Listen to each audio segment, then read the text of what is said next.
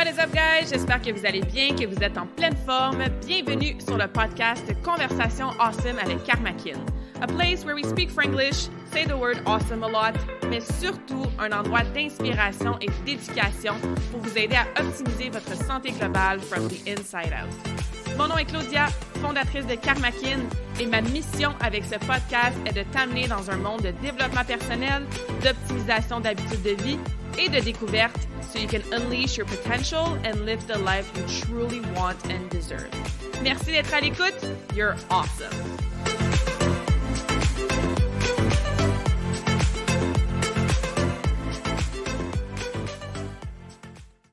Bienvenue dans ce deuxième épisode dans les Conversations Awesome avec Karmakin. Encore une fois, super contente d'être là.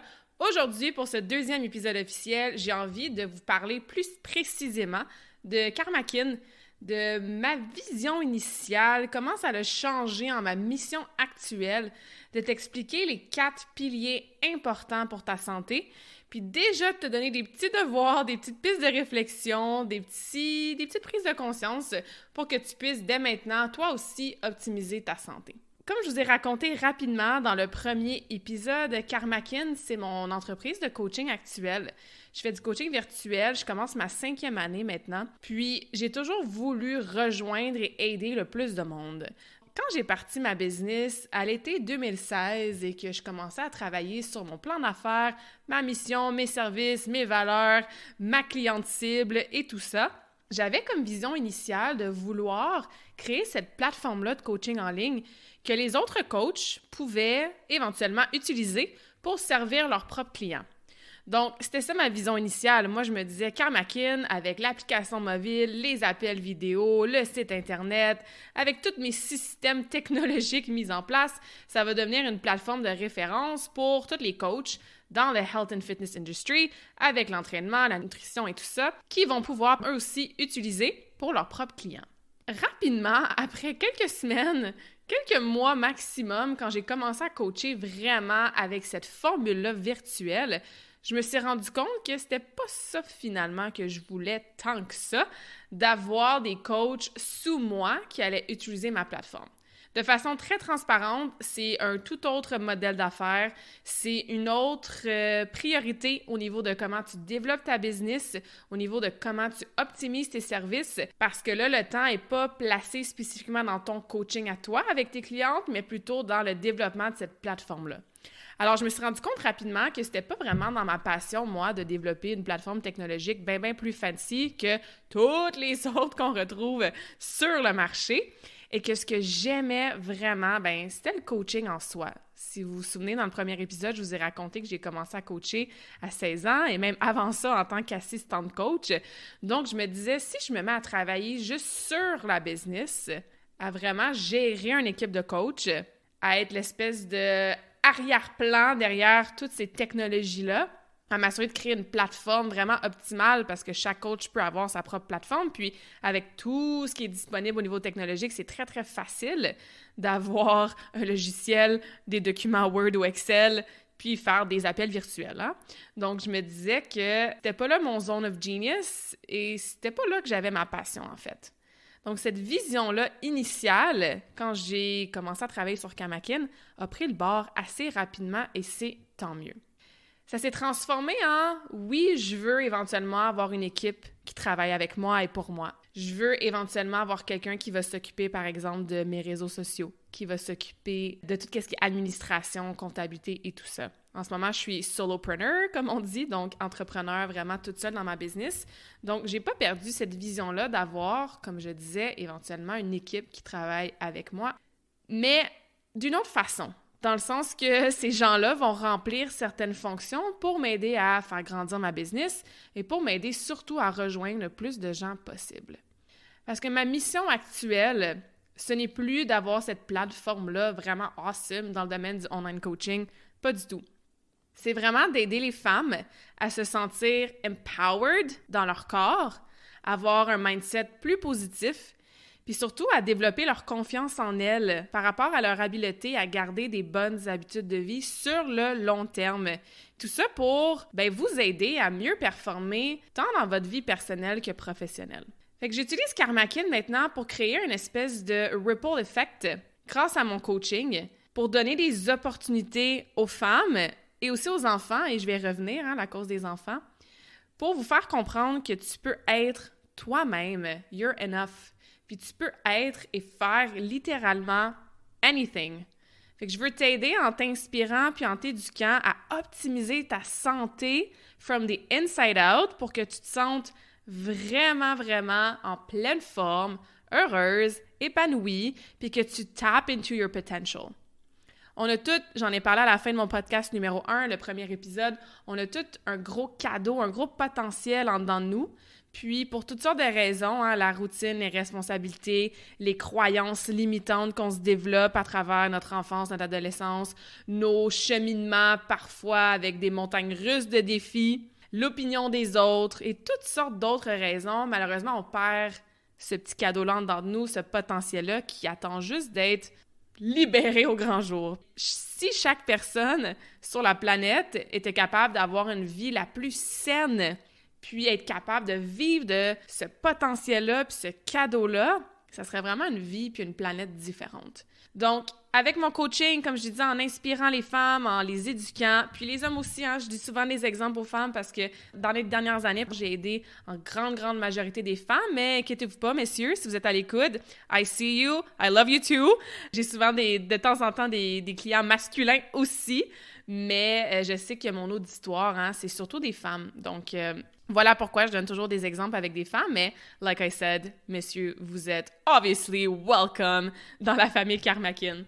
Ce que je veux créer avec ma plateforme, avec mon coaching, avec ce ripple effect-là de j'aide ces gens-là qui, eux, par leur pouvoir, par leur cadeau, par leur potentiel, par le fait qu'ils sont en super forme puis en super santé, bien, eux, après ça, vont influencer leurs conjoints, leurs conjointes, leurs enfants, leurs familles, leurs collègues, leurs amis.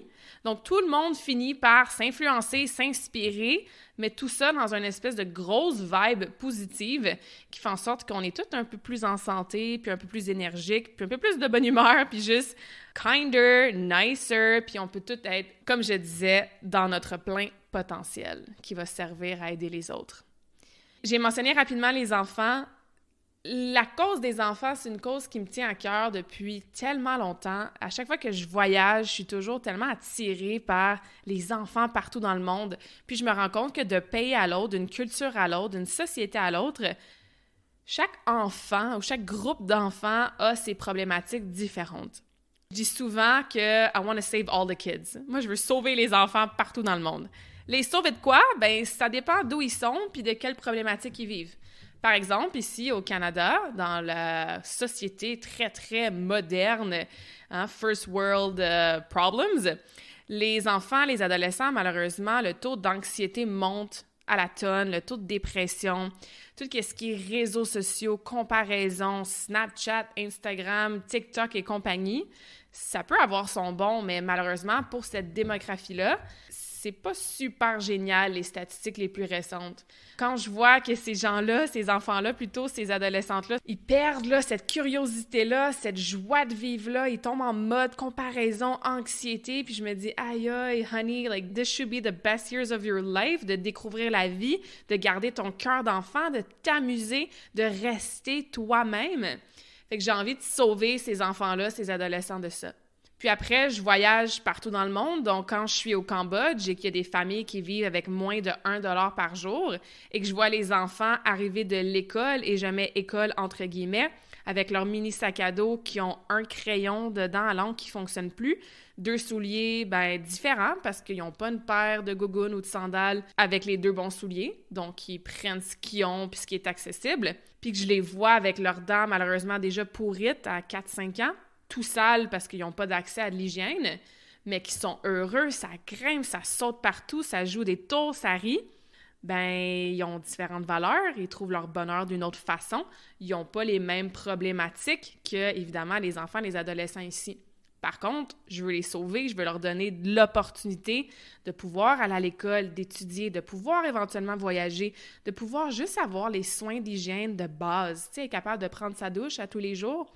Ben, vous seriez surpris de savoir les statistiques des enfants, des adolescents qui non seulement sont justement dans des pays du tiers-monde, mais même qui meurent à tous les jours. J'ai pas les chiffres exacts, mais dans mes dernières recherches, il y a quelques mois, il y avait environ 15 000 enfants et adolescents de moins de 15 ans qui mouraient à tous les jours. Comme dans ma tête, it makes no sense. Les enfants, c'est ce qu'il y a de plus précieux, c'est notre avenir. Ils sont purs, naïfs, encore eux-mêmes. Puis malheureusement, pour plein de raisons, il y en a plusieurs qui ne voient pas demain. Il y en a plusieurs qui n'ont pas l'opportunité de voyager, de se découvrir, de tap into their potential parce qu'ils n'ont pas les ressources. Et de l'autre côté de la planète, il y a des enfants, des adolescentes qui vivent avec toutes les ressources, qui ont besoin, toutes les opportunités, puis pour d'autres problèmes, eux autres non plus sont pas capables de tap into their potential et de devenir les jeunes adultes et les adultes qui vont et qui peuvent littéralement changer le monde. C'est pour ça que la cause des enfants, des ados, je la prends de façon très large. J'ai envie de sauver tout le monde. Tout le monde a besoin d'un espèce de saving différent selon, évidemment, les circonstances, le lieu géographique, les problématiques. Mais j'ai toujours été attirée vers cette cause-là. J'ai aussi la fondation OUR Rescue, OUR Rescue, qui est un organisme aux États-Unis, mais ils font du travail partout dans le monde. Puis eux, en fait, leur but, c'est d'arrêter le trafic humain chez les enfants. Donc, ils vont dans les coins les plus dégueulasses du monde, où est-ce que personne va, undercover, puis ils vont sauver des enfants qui se font vendre, qui se font prostituer, qui se font name it, they do it. Puis ça aussi, ça me désole énormément, puis c'est une conversation qu'on n'entend pas dans les réseaux sociaux, qu'on n'entend pas souvent en nouvelles, qui n'est pas parlée dans les médias, parce que c'est tellement épouvantable comme situation que justement, on n'en parle pas. Mais c'est aussi pour cette raison-là qu'il faut en parler. Fait que cet organisme-là, que j'ai découvert par l'entremise de Tony Robbins, ça fait plus qu'1 an que je les supporte du mieux que je peux financièrement à chaque mois, que je participe à leurs événements virtuels, que je partage dans certaines de mes publications. Puis, je trouve ça super important d'utiliser ma plateforme Karmakin puis le succès que j'ai en tant qu'impact et en tant qu'income pour redonner à cette cause-là. Mais éventuellement, comme je vous disais, ma grosse mission de, oui, aider les femmes, oui, travailler la santé, les habitudes de vie, la confiance en soi, le mindset positif par les habitudes de vie, puis on va en parler après, tout ça va me permettre d'avoir la plateforme pour sauver le plus d'enfants possible, pour aider ces organismes-là, ces œuvres de charité-là qui viennent en aide aux enfants, ici très proche de moi, à Montréal, mais éventuellement à très, très grande échelle partout dans le monde, because the world really needs it. Ce qui revient souvent dans mon discours aussi, c'est souvent, rendu à l'âge adulte, on a peut-être perdu un petit peu qui on est vraiment. What a question! Who am I? Puis si vous êtes un petit peu dans le développement personnel, la spiritualité, c'est des questions qu'on arrive à se poser souvent parce qu'on n'est pas nos pensées, on n'est pas nécessairement nos comportements, on n'est pas les limiting beliefs qu'on a, donc on est qui? Puis on est notre âme, en fait. C'est juste qu'il y a beaucoup de couches, de layers qui sont accumulées par-dessus notre soul, puis par-dessus la personne qu'on est à notre deep core, pour, encore une fois, toutes sortes de raisons. Donc, de prendre soin de sa santé from the inside out, ça nous permet de renouer avec nos passions, d'être en santé, évidemment, parce qu'évidemment, on travaille beaucoup les habitudes en lien avec la santé. Et tout ça, comme je disais, ça crée une espèce de ripple effect sur nos enfants, nos élèves, nos collègues, notre famille, nos conjoints, nos amis, pour qu'on soit tous en meilleure santé et qu'on vit tous une meilleure vie. On est tellement ici sur la planète, un court laps de temps. Le temps passe tellement vite. Pourquoi pas vivre ce temps-là en alignement avec notre âme, avec nos passions, en faisant un effet, comme je disais, un petit peu ripple pour influencer positivement les autres autour de soi, en redonnant du mieux qu'on peut. Donc, voilà ce que j'ai créé avec Karmakin depuis les dernières années. À chaque année, ça me rend toujours fière de voir l'effet, l'impact que je peux avoir sur toutes sortes de personnes qui, eux, après ça, peuvent avoir un effet sur leur entourage. Donc, ma mission, c'est de continuer très, très, très longtemps à coacher les gens, à les influencer positivement, à les inspirer et surtout les éduquer. Parlant d'éducation, j'aime bien coacher sur 4 piliers de la santé. Et c'est là que je veux que tu commences à prendre des notes mentalement, à avoir des petites prises de conscience, parce que la prise de conscience, c'est toujours la première étape à tout changement. Par exemple, quand je coach des gens en nutrition, je vais en premier leur demander d'écrire « Qu'est-ce que tu manges pendant une semaine? » C'est une prise de conscience de voir « Ah, j'avais pas réalisé, mais ça fait 3 jours que je mange pas de légumes. » Ou « Ah, j'avais pas réalisé, mais je saute mon dîner plus souvent que je pensais. » Donc, la prise de conscience, de s'arrêter, de réfléchir sur différents aspects dans notre vie, ça nous permet justement de savoir d'où qu'on part et est-ce que cette position de départ-là, ça nous convient ou si on n'a pas un objectif qui peut-être va nous servir plus ou va faire en sorte qu'encore une fois, qu'on va être en meilleure santé ou plus heureux ou mieux dans notre corps et tout ça. Donc, les 4 piliers maintenant sur lesquels je coach, premièrement, il y a évidemment l'entraînement ou l'activité physique. Souvent, quand je dis entraînement, les gens pensent qu'ils sont obligés d'aller dans un gym, lever des poids pendant 3 heures de temps. Tu n'es pas obligé d'aller dans un gym, lever des poids pendant 3 heures de temps pour être en forme physiquement. Mais c'est sûr que l'entraînement, l'activité physique, le mouvement, bouger, c'est primordial pour ta santé physique, mais aussi pour ta santé mentale. Donc, ce que je fais, c'est que j'individualise toutes mes approches pour permettre à la personne qui veut se faire coacher, qui a besoin d'un coup de main en entraînement, que ça soit, premièrement, adapté à son profil personnel. Donc, s'il y a des blessures, des limitations, s'il y a des intérêts, par exemple, on pense souvent qu'on est obligé d'aller courir pour maigrir, là. C'est faux. Si tu détestes courir, arrête d'aller courir. Mais on a souvent ce genre de mythe-là, que ce soit en nutrition, en entraînement, en mindset. Et mon rôle dans tous les piliers, c'est de défaire ces mythes-là, de vulgariser le tout, d'amener des faits aussi objectifs, parce que c'est facile de lire tendance A, tendance B sur les réseaux sociaux et puis savoir par où commencer. Donc, pour revenir au pilier de l'entraînement, c'est ce qu'on fait. Combien de temps tu as dans ta journée, dans ta semaine pour t'entraîner? Est-ce que tu as des anciennes blessures qui parfois refont surface? Ton quotidien, ça ressemble à quoi ton horaire? Qu'est-ce que tu aimes faire pour bouger? Donc, j'aide les gens à se sortir, puis encore une fois, là, je t'encourage toi aussi à réfléchir. Comment je bouge au quotidien? Qu'est-ce qui fait en sorte que j'ai peut-être la croyance que moi, j'haïs ça m'entraîner puis j'haïs ça suer? Ça vient de où cette croyance-là? Est-ce que c'est parce que tu as essayé d'aller au gym à un moment donné puis tu n'as vraiment pas aimé l'ambiance? Fait que tout de suite, tu as associé gym, entraînement à « j'aime pas ça ». Il y a tellement de façons de bouger, d'être active. Puis oui, peut-être que la situation actuelle, si tu m'écoutes pendant le temps de la pandémie et que la plupart des gyms sont fermés, peut-être que tu as dû changer, ajuster ton entraînement. Mais il y a toujours une façon de bouger qui va te faire du bien pour ta santé physique. Que ce soit un entraînement maison, justement avec un programme d'entraînement adapté pour toi, pour que ça concorde avec tes goûts et ton horaire. Que ce soit une classe virtuelle ou éventuellement en personne, des bootcamps, du Zumba, de l'aérobie, de l'aquaforme. Ils ont des classes de toutes sortes de choses maintenant. Que ce soit plus du yoga, du pilates, du animal flow. Que ce soit un club de marche ou un club de course ou un club de ski de fond. Que ce soit des sports collectifs, soccer, hockey cosum, que ce soit du badminton, du tennis. Il y a tellement de façons de bouger, mais c'est juste qu'on dirait qu'en tant qu'adulte, on pense que non, on est trop vieux maintenant pour jouer au soccer avec notre gang d'amis ou « Ah non, je peux pas faire X ou Y, moi, si je dois être en forme puis m'entraîner, il faut que j'aille dans un gym ou que je fasse d'entraînement à musculation. » Oui, la musculation, c'est important. C'est très, très important même. Mais il y a une façon de l'intégrer sans, comme je disais, que ça soit 3 heures par jour. Donc, l'important dans l'entraînement, questionne-toi, c'est quoi tes intérêts? Qu'est-ce que tu aimes faire? Et avec quoi tu peux rester constante? Parce que le fameux mot « constance », c'est un mot qu'on n'aime pas vraiment entendre. Hein? Ça n'a rien de sexy, ça n'a rien de bien vendeur, la constance. Mais, veux pas, c'est ce qui amène les résultats, surtout les résultats sur le long terme.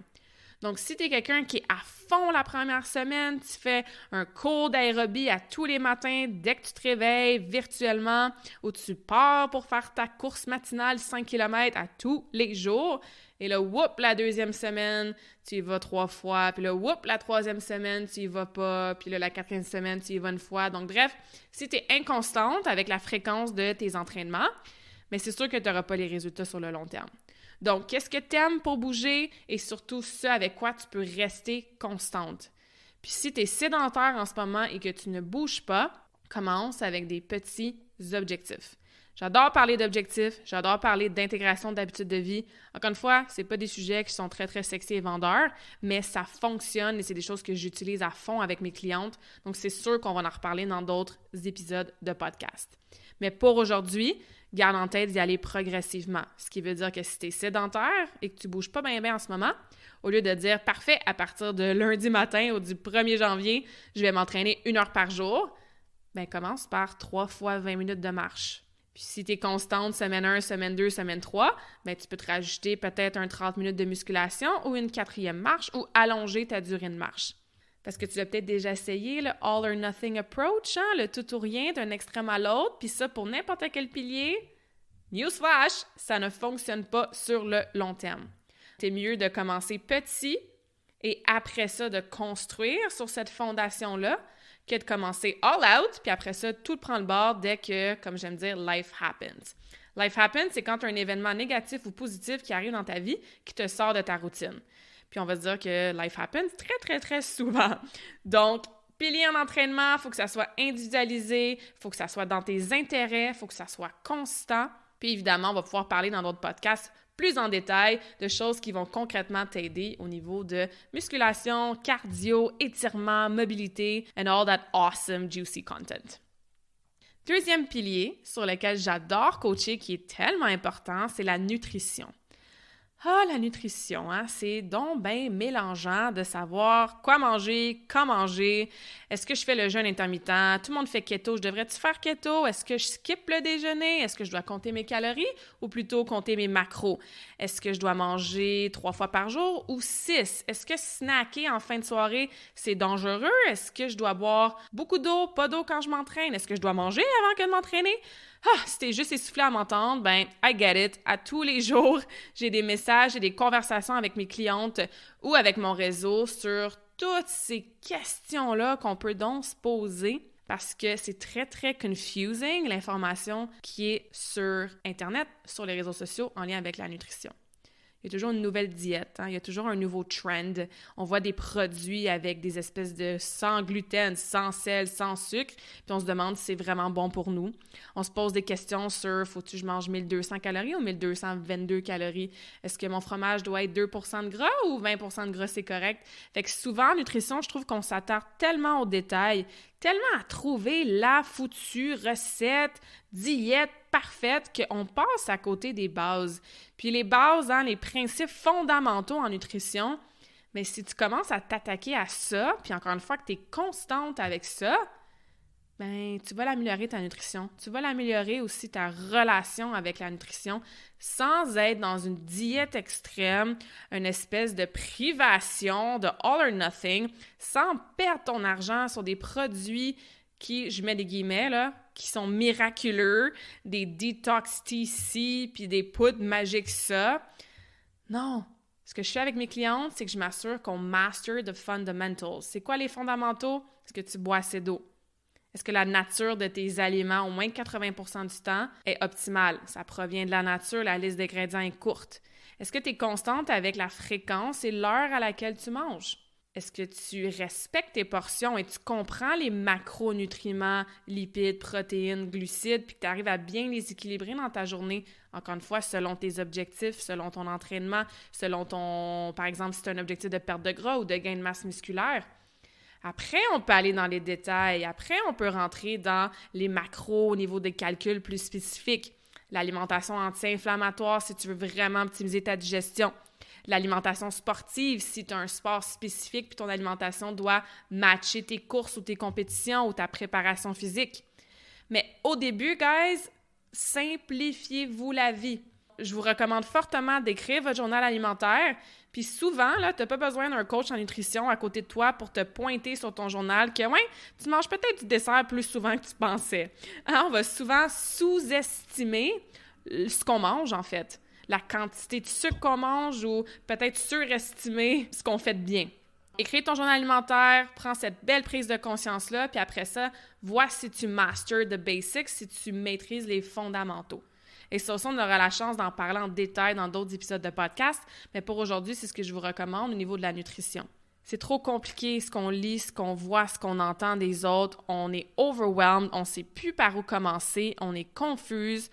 On essaie toutes sortes d'affaires à chaque semaine. Donc, encore une fois, on n'est pas constante avec notre méthode, entre guillemets, choisie.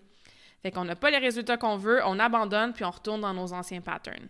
Donc, je veux vraiment éviter ça, puis je veux vraiment te sortir de ce cercle vicieux-là, du tout ou rien, du all or nothing. Et ce que je fais aussi, puis qui est encore plus important que de savoir il y a combien de grammes de sucre dans une banane, ben c'est de travailler ta relation avec la nourriture. Hein, ladies? Manger ses émotions, prendre un verre de vin quand on est stressé pour pouvoir déstresser après une grosse journée de travail. Passer à travers le sac de chips au complet parce que c'est plus fort que toi, puis tu cherches une source de réconfort. Binge eating, hein, se gaver parce qu'on s'est tellement restreint pendant plusieurs jours que là, le corps et le mental, il veut juste manger nos aliments préférés. Avoir cette obsession-là, justement, des calories, puis des chiffres, puis des ingrédients. J'ai eu des troubles alimentaires dans ma début vingtaine. J'ai travaillé avec beaucoup de clientes et même des adolescentes. Je suis dans le monde du patinage artistique, hein, c'est malheureusement très, très fréquent, qui ont eu ou qui ont des troubles alimentaires. Ta relation avec la nourriture, de comprendre les triggers, de te poser les bonnes questions, de comprendre tes cravings, ils viennent de où? Est-ce que c'est de la faim physique versus de la faim émotionnelle ou de la faim que j'appelle d'habitude? Hein? On a l'habitude de peut-être grignoter en fin de soirée devant la télé. C'est toutes des choses qu'il faut prendre en compte pour améliorer sa nutrition. Oui, c'est correct d'avoir une bonne recette puis de savoir qu'il y a bien des vitamines puis des minéraux dans les fruits et les légumes, mais si dès que tu as un stress, dès que tu as une émotion, tu te tournes vers le garde-manger pour la manger, cette émotion-là, ou manger ce stress-là, ben on n'est pas plus avancé. Donc, il faut travailler le mindset aussi en collaboration avec la nutrition pour développer, rechanger, améliorer cette relation-là qu'on a avec nos habitudes alimentaires. Et ça part très, très souvent de notre enfance, notre adolescence, ce qu'on a associé à certaines habitudes. C'est toutes des choses que j'adore apprendre, j'adore coacher, j'adore mettre en action même sur moi. Alors, si ça vous parle, n'hésitez pas à me poser vos questions puis à faire vos propres réflexions avec votre journal alimentaire, voir si vous mastering the basics. Et juste vous questionner sur « ma relation avec la nourriture, c'est quoi? Est-ce que je me sens coupable quand je mange une pointe de pizza? Est-ce que j'ai tendance à faire vraiment, vraiment strict durant la semaine puis là, à me gaver toute la fin de semaine? » Commence à réfléchir à ces comportements-là qui sont, comme je disais, aussi importants que la chimie de la nutrition, les chiffres, les ingrédients et tout ça. Troisième pilier sur lequel j'adore coacher, je viens d'en parler un petit peu, hein, c'est le mindset. Qu'est-ce que je veux dire par le mindset? Je vais vous résumer ça très, très rapidement. T'as beau avoir le plan d'entraînement parfait et les recettes et le plan de nutrition parfait pour toi, qui matchent avec ton profil, tes objectifs, ton quotidien, souvent, tu le fais pas. Ah, on le sait, là, que c'est pas si compliqué que ça. Faut bien manger, faut boire de l'eau, faut pas manger trop, puis il faut bouger dans notre entraînement, mais aussi aller prendre des marches, puis tout ça. On le sait, là, qu'est-ce qu'il faut faire consciemment dans nos habitudes pour améliorer notre santé, mais pourtant, on le fait pas. Et ça, c'est dans plein d'autres sphères de votre vie.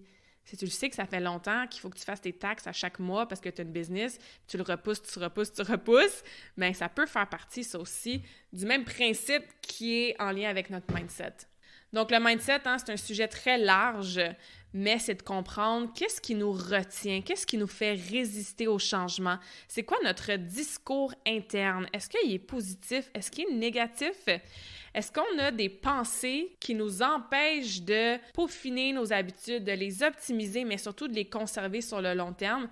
Parce que, comme on dit en anglais, we self-sabotage. Hein? Dès que ça va bien, bien, on s'auto-sabote, puis on s'assure que non, moi, je suis pas capable de faire ça, ou j'ai jamais été capable, ou je crois pas en moi, ou j'ai pas la confiance pour faire des changements durables sur le long terme.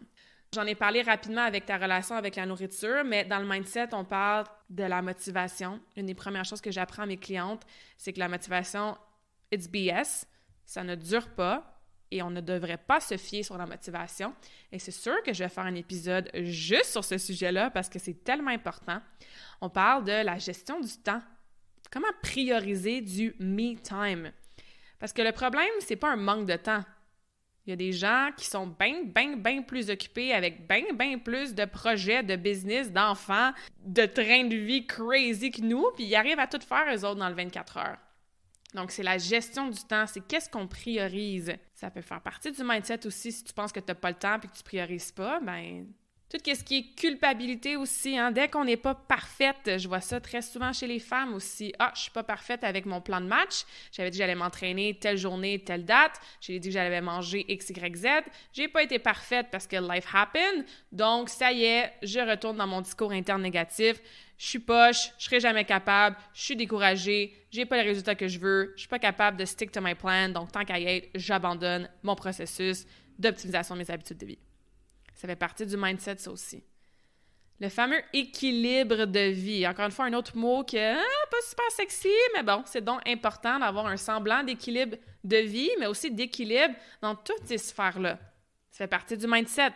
Comment tu arrives à rester équilibré à travers tout ça, à travers ta vie professionnelle, personnelle, à travers tes relations, what you do for fun, tes amis, ta famille, ta santé, évidemment, du temps pour toi pour relaxer, les enfants si t'en as, ta carrière, ton entreprise, ta profession.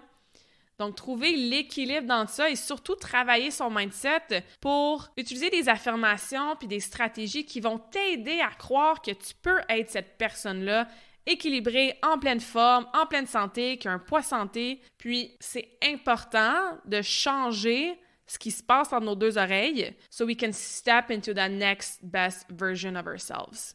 Donc, c'est toutes des choses que je travaille avec mes clientes, que je travaille avec moi-même aussi, avec différentes stratégies qui fonctionnent tellement bien. J'ai inclus beaucoup de coaching en mindset dans les dernières années dans mon coaching parce que je me rendais compte que, OK, j'ai beau être super parfaite dans ma programmation d'entraînement pour ma cliente, j'ai beau lui donner toutes les ressources pour la nutrition, il y a quand même des choses qui font en sorte qu'elle n'a pas les résultats qu'elle veut, qu'elle n'atteint pas ses objectifs et souvent, bien, ça part d'entre les deux oreilles. Ta petite prise de conscience, ton petit devoir pour le pilier mindset, c'est de commencer à prendre conscience des pensées que tu as. Si tu as tendance à te regarder dans le miroir à chaque matin, quand tu t'habilles, faire comme « Ah, je suis grosse, j'ai des bourrelets, je suis rendue serrée dans mes jeans, ah, j'ai des rides maintenant, regarde ma peau. » Puis si tu te parles vraiment négativement, bien, pose-toi la question suivante. Est-ce que tu parlerais comme ça à ta mère, à ta meilleure amie, à ta fille? La réponse, j'espère que c'est « Oh my God, jamais de la vie que j'y parlerais comme ça. » Alors pourquoi on se permet de se parler comme ça? Fait que c'est sûr que si à chaque matin, tu pars ta journée avec des pensées plutôt négatives, si tu es toujours tellement dur avec toi-même, que tu te sens toujours coupable quand tu n'es pas parfaite, que tu as des pensées qui ont une connotation négative, comme je disais, ben ça va être difficile d'être dans un état mental pour faire les changements que tu as besoin de faire pour ta santé. Ça va être difficile pour toi de stay consistent avec ce que tu implémentes dans ta vie. Le mindset, one of my favorite topics, un de mes piliers les plus importants et qui fait le plus la différence sur les résultats avec moi-même, avec mes clientes aussi, surtout sur le long terme. Et comme je l'avais dit dans l'épisode numéro 1, on va en reparler en masse du mindset. Encore une fois, le mindset, c'est très général comme sujet. Là, je viens de vous donner quelques exemples de comment on peut l'aborder. But we're going to be able to dive deeper into all of that and more. Fait que je suis super excitée de vous parler de ça. Et finalement, le dernier pilier, c'est la récupération. C'est quoi la récupération? Récupération physique, récupération mentale. Et ça, c'est le dernier pilier que j'ai ajouté à mon coaching parce que moi, j'ai appris à la dure que j'avais, et j'ai encore pas mal de difficultés à intégrer ce pilier-là dans ma vie. Récupération physique, ça le dit. Si tu as des douleurs, des blessures, si ton corps est comme toujours fatigué, si tu es raqué pendant 3 jours après chaque entraînement, il y a peut-être quelque chose au niveau de la façon que tu récupères qui n'est pas optimale. C'est peut-être en lien avec ton sommeil, c'est peut-être en lien avec ta nutrition. Tu as peut-être besoin de rajouter des étirements dans ta journée, des exercices de mobilité, prendre du temps pour aller te faire traiter chez une ostéopathe ou avoir un massage. Donc ça fait partie de ta récupération physique. J'ai souvent été en surentraînement dans ma vie en tant qu'athlète de patinage artistique et de powerlifting. Comme je suis passionnée par l'entraînement en général, mais surtout par ces 2 sports-là, il y a très souvent que je ne donnais pas le temps à mon corps de récupérer physiquement. Donc, j'avais mal à la hanche. C'est pas grave, je continue à patiner, à sauter jusqu'à temps que j'ai de la misère à marcher. Puis là, je vais me prendre un rendez-vous chez l'ostéopathe. Où mes performances dans le gym commençaient à diminuer parce que j'étais en surentraînement puis ma récupération n'était pas optimale. Mais c'est pas grave, c'était écrit sur mon plan de match qu'il fallait que je m'entraîne avec telle charge aujourd'hui, donc c'est ce que j'allais faire. Et ça l'a mené à des blessures, du surentraînement, de la fatigue et tout ce qui vient avec. Récupération mentale, c'est un petit peu le même principe. Si tu es toujours stimulé, distraction, technologie, travail, ton petit hamster, il n'arrête pas de tourner à 100 000 à l'heure dans ton cerveau, bien, ça peut affecter évidemment ton sommeil, ça affecte ton énergie, c'est sûr, ça affecte ton focus, ta concentration, ta productivité, puis ça peut mener même jusqu'à dépression, burn-out, crise de panique et tout ça. Donc, c'est super important de se laisser le temps de récupérer, oui, physiquement, mais aussi mentalement, de différentes façons. Souvent, moi, j'ai appelé ça du me time. C'est quoi du me time? Bien, c'est du temps, effectivement, que tu prends pour toi. Pas pour t'écraser sur le sofa puis scroller sur Facebook, mais du temps qui va t'aider à t'éclaircir les idées, faire le vide mentalement, reconnecter avec toi-même. Ça peut ressembler à lire un livre, ça peut ressembler à aller prendre une marche en nature, pas de téléphone. La méditation, c'est génial pour ça. Prendre un bain avec des chandelles. Donc, il y a toutes sortes d'exemples. Mais ça nous prend du temps à tous les jours ou au moins à chaque semaine qu'on s'enlève complètement de nos tâches habituelles quotidiennes. Et ça, c'est difficile à faire. Et comme je vous disais, been there, done that, j'ai passé très proche du burn-out souvent. Ma solution, moi, c'était de prendre un billet d'avion puis de m'en aller à la plage. Littéralement, vous pouvez demander à des gens autour de moi. J'ai fait ça plus qu'une fois. Booker un voyage, puis juste sauter dans l'avion en dedans de 48 heures parce que c'était soit ça ou j'étais en burn-out, parce que j'arrivais pas à décrocher de mon travail, à décrocher de mon quotidien. Et évidemment, ça n'a pas des effets très, très géniaux sur ta productivité, ta santé, ta concentration, comme je disais, ton énergie et tout ça. Donc, c'est les 4 piliers que je trouve qui sont super importants pour ta santé, autant physique et mentale. Et quand tu te mets à optimiser toutes les habitudes de vie qui vont venir influencer positivement ces piliers-là, bien, c'est sûr que tu te sens en meilleure santé from the inside out. C'est à travers cette approche-là, très, très progressive, real talk, vulgarisée, on défait des mythes, on essaie de se simplifier la vie, puis d'ajuster progressivement notre quotidien, puis toutes les petites mini-choses qu'on fait au quotidien, qu'on arrive à, comme je disais, optimiser sa santé, perdre du gras, se sentir en pleine forme, améliorer sa digestion, améliorer son mindset pour se parler plus positivement et ça fait en sorte que nos quotidiens sont pleins d'énergie et qu'on peut utiliser justement ce inner gift-là, ce inner potential-là pour créer le ripple effect que je vous parlais en début d'épisode. Does that make sense? Je trouve ça super passionnant d'avoir rajouté des piliers d'année en année avec mon coaching. C'est ce qui permet cette approche-là d'avoir des résultats très, très rapides et concrets parce qu'on ne s'attaque pas juste à une sphère. Puis je le dis souvent, c'est pas parce que tu vas marcher 3 fois semaine puis que tu manges une pomme par jour que tu es en santé optimale. C'est pas parce que tu te parles positivement que tu es en santé optimale. Il faut que tu bouges, il faut que tu manges bien, il faut que ce qui se passe entre tes deux oreilles, ça soit positif et il faut que tu te donnes le temps de récupérer mentalement et physiquement. Les 4 piliers vont ensemble. Des fois, il y en a un qui prend le bord, des fois, il y en a un qui a plus d'emphase dessus, mais on doit travailler les 4 piliers pour avoir cette santé globale-là qui est vraiment awesome. Prenez le temps de vous questionner si votre roue avec les 4 piliers, ben elle est balancée, si elle roule bien. Est-ce qu'il y a un pilier qui a pris le bord dans les dernières semaines, les derniers mois? Est-ce que vous mettez toute votre emphase sur, par exemple, la nutrition, mais vous oubliez votre mindset? Est-ce que vous entraînez à fond, sauf que vous mangez un peu n'importe quoi, donc ça affecte ta récupération aussi? Analyse cette prise de conscience-là aujourd'hui sur les 4 piliers et réfléchis avec les petits trucs, les petites pistes de réflexion que je t'ai données pour chacun d'entre eux. Mais qu'est-ce que déjà tu peux améliorer? Qu'est-ce que tu peux commencer à intégrer? Et je vais vous aider à travers les différents épisodes de podcast à faire ça vraiment pour chaque pilier. Donc, hopefully, vous allez avoir des trucs pratico-pratiques, des stratégies que vous allez pouvoir mettre en pratique genre là, pour vous assurer de tout de suite commencer votre processus pour avoir des meilleures habitudes au quotidien. Parce que ça aussi, je le dis souvent, tu deviens ce que tu fais à tous les jours. L'addition de chaque micro-décision que tu prends à tous les jours va dicter what you're going to look like and what you're going to feel like. Donc, c'est important de commencer à prendre des meilleures décisions par rapport à des meilleures habitudes qui va nous amener éventuellement dans une meilleure santé physique, mais aussi une meilleure santé mentale. Et après ça, ben, the sky is the limit. Tu as l'énergie, tu as la confiance, tu as le positif, tu influences les gens autour de toi de manière awesome. And then, like I said, we can save the kids, on peut atteindre des objectifs de fou, on peut faire tout ce qu'on veut puis être vraiment nous-mêmes sans avoir cette pression-là ou sans avoir cette santé-là qui est comme moyen puis that holds us back. J'espère que vous allez prendre le temps de réfléchir à tout ça. Donc, deuxième épisode, un autre épisode assez global. Donc, je voulais vous parler de Karmakin, de comment ma vision a évolué, de ma grosse mission puis mes ambitions au niveau des enfants, mais aussi des femmes, de la santé et tout ça. Encore une fois, messieurs, je vous oublie pas. Merci beaucoup d'être à l'écoute aussi. Puis, comme à chaque épisode, je vais vous laisser avec un quote, parce que je vous l'ai dit la dernière fois, I'm the queen of the quotes. Alors, le quote aujourd'hui, c'est, je vais le dire en anglais, « How you do one thing is how you do everything ». Donc, la façon que tu fais une chose va être la façon que tu vas tout faire. Ça se dit moins bien en français. I'll repeat it in English. « How you do one thing is how you do everything ». Pense à chaque micro-habitude que tu as dans ton quotidien et remarque à quel point la façon que tu abordes chaque petite chose, si ça a un lien, une espèce de thème commun. Donc, si tu fais quelque chose avec joie, énergie, positif, il y a des fortes chances que le reste des choses que tu fais dans ta journée, ça va être fait de la même façon.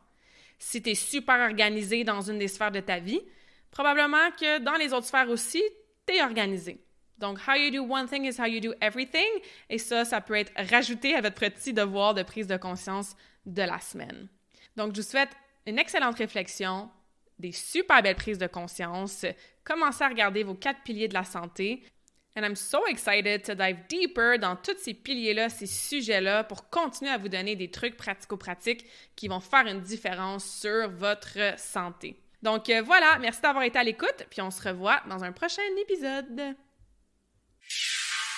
J'espère que cette conversation awesome t'a inspiré. Et d'ailleurs, I would love to hear back from you. Rejoins Karmakin sur les réseaux sociaux and tag me in a post pour partager ce que tu retiens de cet épisode.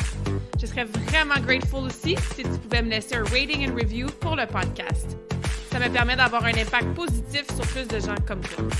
Merci beaucoup d'avoir été à l'écoute and until next time, je te souhaite une journée awesome.